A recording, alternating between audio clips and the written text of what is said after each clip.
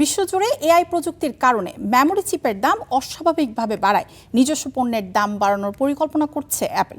AI এর সার্ভারের উচ্চ চাহিদার বিপরীতে চিপ সরবরাহ কমায় চিপের দাম বাড়ছে। এর প্রভাব পড়বে অ্যাপলের পণ্যেও।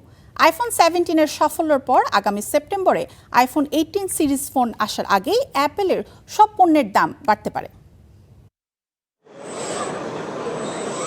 কৃত্রিম বুদ্ধিমত্তা বা এআই প্রযুক্তির জোয়ারে বিশ্বজুড়ে মেমোরি চিপের দাম অস্বাভাবিকভাবে বেড়ে গেছে, যার সরাসরি প্রভাব পড়ছে প্রযুক্তি জায়ান্ট অ্যাপলের ওপর।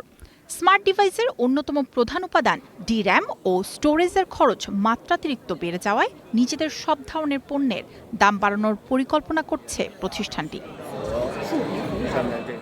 সম্প্রতি ওয়াল স্ট্রিট জার্নালকে দেওয়া এক সাক্ষাৎকারে প্রতিষ্ঠানটির প্রধান নির্বাহী টিম কুক চিপ বাজারে বর্তমান পরিস্থিতিকে অসহনীয় আখ্যা দিয়ে জানান, বাড়তি খরচের বোঝা সামলাতেই পণ্যের দাম বাড়ানো ছাড়া এখন আর কোনো উপায় নেই। এদিকে গ্রাহকদের মাঝে ডিভাইসের চাহিদা তুঙ্গে থাকার পাশাপাশি বাজারে সরবরাহ কমে যাওয়ার সুযোগে চিপ নির্মাতারা অস্বাভাবিক দাম বাড়িয়েছে।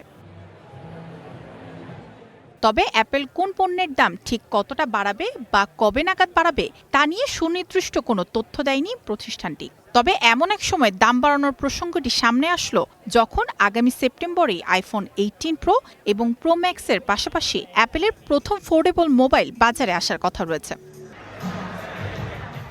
এদিকে গত সেপ্টেম্বর বাজারে আসার পর থেকে আইফোন 17 সিরিজটি বেশ জনপ্রিয় হয়েছে।